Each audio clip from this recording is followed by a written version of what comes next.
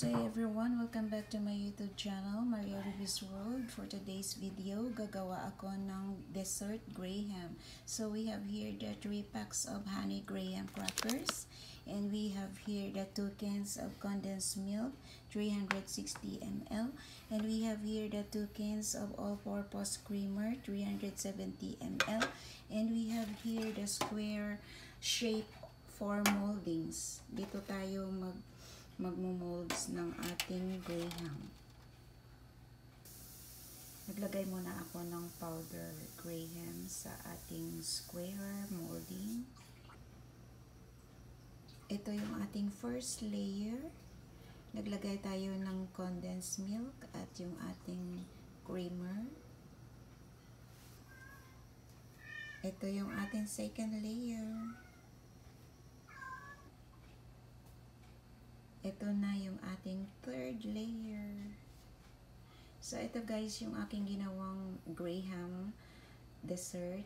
This is my own version. Request ng aking mga anak na walang toppings. Pero ito, pwede nyo lagyan ng toppings. Like mango or yung sa mga in-can na fruit cocktail. Pwede nyo i-toppings. For itong gagawin ko, walang toppings. So, ito guys, gagawa na tayo sa ating pangalawang batch.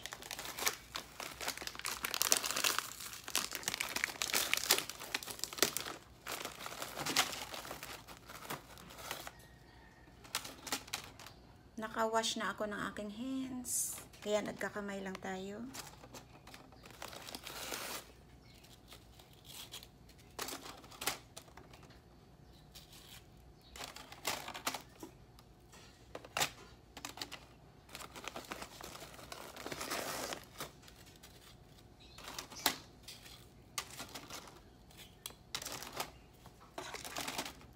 I-layer lang natin guys yung ating graham.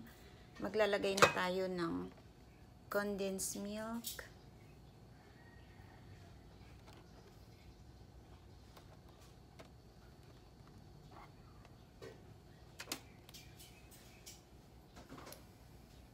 So, ito guys, this is my own version.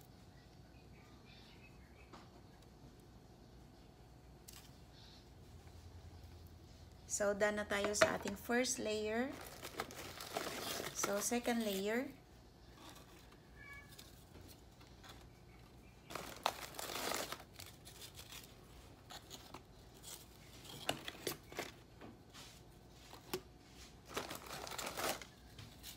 Easy lang ito gawin guys. So, easy na, masarap pa.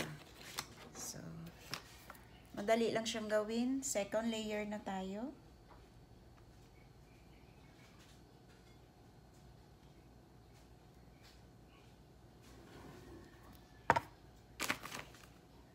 Ating creamer.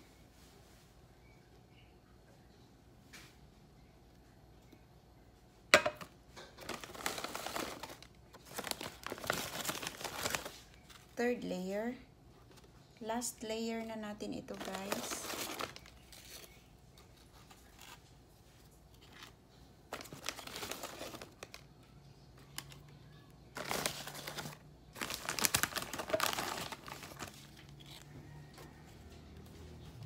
So, hindi na pala kasya yung ating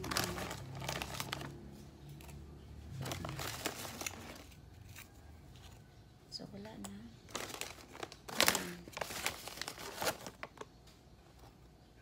So, maglagay na tayo ng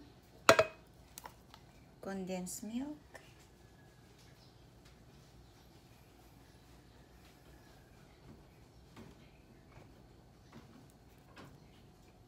Yung ating creamer.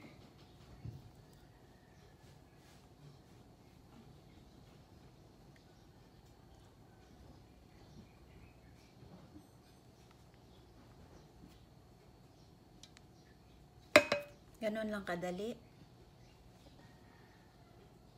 So, ito na guys. Done na tayo sa ating second molding. Ayan. Pangalawang molder na natin itong ginawa.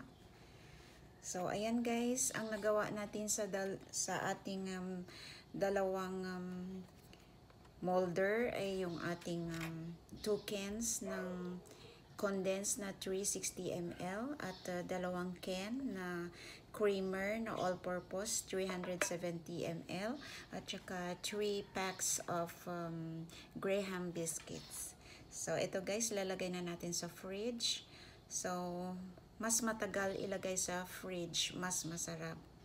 So ayan guys, ready to serve na ito. Ilalagay na natin ito sa fridge.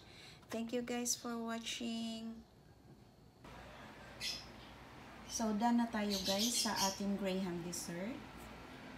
Lalagay na natin ito sa fridge. So mas matagal sa fridge, mas masarap siya. So pag after nang ilagay natin sa fridge, ready to serve na yung ating dessert.